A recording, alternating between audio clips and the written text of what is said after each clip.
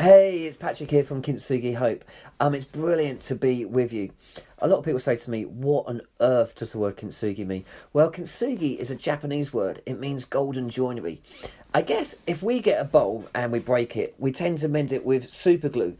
And the whole idea of super glue is you hide the cracks, right? You pretend it's not broken. What they do in Japan is they put a gold powder in the glue. So instead of hiding the cracks, they make a feature of the cracks. Arguably, the object becomes more beautiful than it was before. It certainly becomes more unique. Me and my wife dying 2 years ago, we started a charity, and we wanted to do something which tackled issues of mental health and isolation. And the way we did it is we did like a 12-step program, a bit like Alcoholics Anonymous, looking at well-being. And the whole idea is to look at issues around anger and self-acceptance and anxiety. And it was amazing. It just went all over the country. But of course, with the coronavirus, it's been tough. So what we've done is we've moved all our training onto Zoom. The wellbeing groups are all on Zoom. And I thought, is this really going to work? But actually, it has been incredible. And it's been a way that church can still reach out to its community. The topics are so relevant. So if you know churches that want to be trained, please get in contact with us. They can now do it online for the time being. The other thing we do is we give away some resources, and we're trying to do this at cost price because we don't want to make money out of anyone's tragedy. And I've done two books, Honesty Over Silence and When Faith Gets Shaken. Where is God when suffering happens? And this one is very much around emotional and mental health challenges. But today I really want to talk to you about resilience, and because I think it's going to be really key for us in the coming days. And interesting that Alan Scott says this: the future doesn't belong to the brilliant, but to the resilient. Not to those who avoid scars or pain, but to the wounded healers who give again. The verse I want to look at is probably the most misquoted verse in the whole of the Bible. It's Jeremiah 29 verse 11. You'll know what it is. For I have plans, for I know the plans I have for you, declares the Lord. Plans to prosper you and not to harm you. Plans to give you hope and a future. And it's encouraging, isn't it? I think God's got good plans for us and that he wants good things for us. But what we do is we take this verse, like we often do, out of any sort of context. And then we just apply it to our lives. The context of this passage is incredible. The book of Jeremiah was written in the context of the Babylonian army that invaded and destroyed Jerusalem.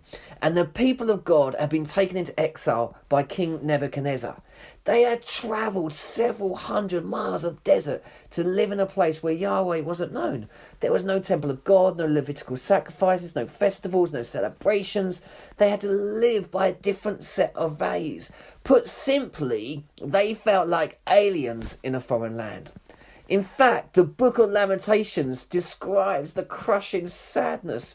The people felt abandoned, rootless, vulnerable, orphaned. I don't know at the moment who can feel a little bit like that. At the moment, for me, I've got a sister who's an NHS nurse, ITU nurse, and my mum's a hospice nurse, and my daughter's working in a care home. And it can feel a little bit vulnerable. I feel a bit like, all my coping mechanisms for anxiety and other issues that I've struggled with seem to have been taken away. Life isn't always going to plan. But here we have in Jeremiah 28, a prophet, Hananiah, prophesies that, it's going to be okay because we're going to be out of this. We're going to be out of this exile in 2 years. And the temple treasures that Nebuchadnezzar stolen, everything will be restored. And this was the prophecy that really the people were longing for. And Jeremiah would have been happy to see it fulfilled. But the problem was, it wasn't a word from God. And it was against this backdrop that Jeremiah wrote a letter to Jerusalem from the elders, the priests, the prophets, and all the people who had been exiled. And you see in Jeremiah, verse 10, it says that this exile is going to last 70 years, not 2 years. But it's not to be wasted. That what the people need to do is plant gardens, settle down, eat the food, marry, have children there. These were not easy words for the people in exile to realise. The verses say this: this is what the Lord God Almighty, the God of Israel, says to all I've carried out of into exile from Jerusalem to Babylon. build houses, settle down, plant gardens, eat what they produce, marry and have sons and daughters, find wives for your sons and daughters, give daughters in marriage so they may have sons and daughters, increase in number there, do not decrease, seek the prosperity, the peace and the prosperity of the city to which shall carry you into exile. Pray to the Lord for it, because if it prospers, you too will prosper. The first key here, which I think is so appropriate to us, is the people in exile had to accept that they were in a difficult position and they were going to be there for quite a long time. I've come to the conclusion that acceptance and resignation are two very different things. You cannot deal with what you first don't acknowledge. And to acknowledge something takes courage and vulnerability and humility. Archbishop Desmond Tutu, who challenged systems of injustice and poverty around the world, says this: we're meant to live in joy. This does not mean that life will be easy or painless. It means that we must turn our faces to the wind and accept that this is a storm we must pass through. We cannot succeed by denying what exists. The acceptance of reality is the only place from which change can begin. Acceptance is the first place of healing. We have to stop looking for the quick fix and commit ourselves to the long process. I remember when I was struggling with my mental health, I didn't want to accept it. I was embarrassed. I felt ashamed. And because I was a Christian, I was like, I should be okay. I ought to be able to cope. What's wrong with me? I've got a family to look after. I must pull myself together. I ought to be stronger. I should, I must, I ought. And I realised that I needed to accept that this is a struggle. And, you know, in today, of all the stuff that's going on with the coronavirus, we've got to accept that for many people, this is going to be difficult. And when we come out of this, I don't think we're going to be running into each other's arms. I think people are going to be scared. In China, the restaurants are empty. People are going to need to lament. It's going to be characteristics, will be memorial services. You know, funerals are so tiny. We're going to need to remember people properly. I believe, you know, and I don't want to be a prophet of doom, but there will be a tsunami of mental health issues coming. And that's why we're challenging the church. Get trained, get ready. We're going to need to be there, and we're going to need to understand emotional mental health like we've never understood it before.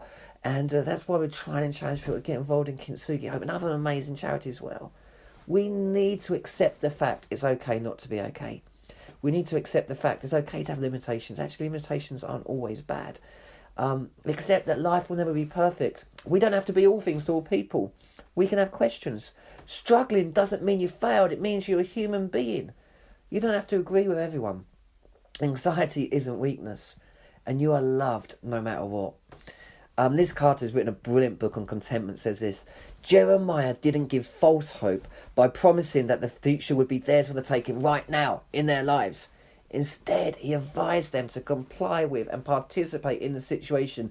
God was extending hope to those in this horrendous situation, but making a promise that life wouldn't be suddenly free of difficulty. He wasn't making that promise. Resilience is thriving in the midst of adversity. You rarely hear it preached about. Resilience is about how do we keep going. Martin Seligman found there were 3 P's that stunt our recovery when we're struggling with resilience. Number 1 is personalisation, the belief that we're always at fault. And I guess I've always done that. I blame myself for everything. You know, I overwork. If my child's doing bad at school, it's my fault. If there's a problem at work, it's my fault.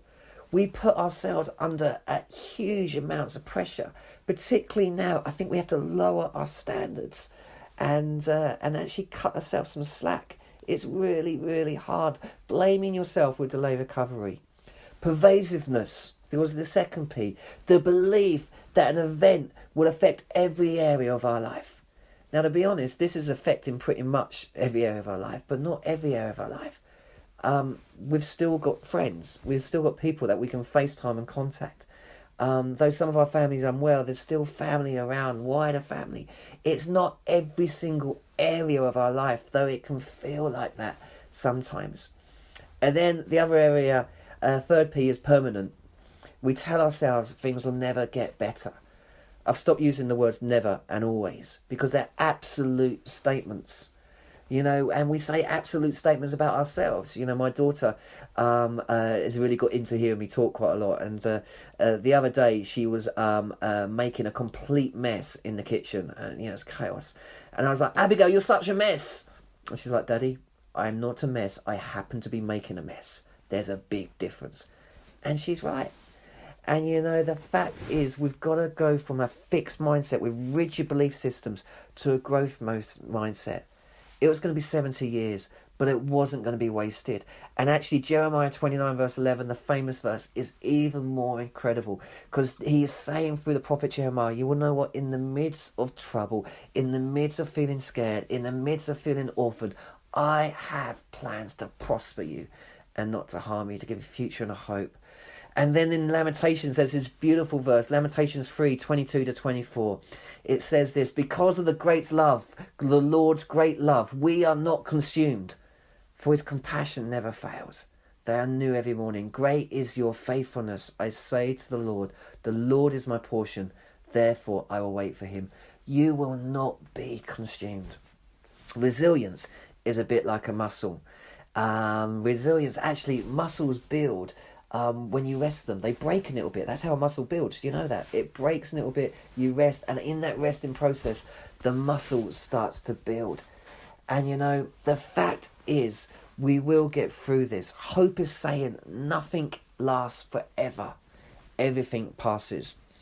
Some of you may have heard me on tour. You know that I've got a dog called Hope. And my wife bought it for me when I was going through a really tough time. You can imagine my poor neighbours. And the first 6 months when I was trying to train this thing, they'd hear me shout out at the top of my voice, "No, Hope!" Or once they heard me shout out, "Diane, I've lost Hope.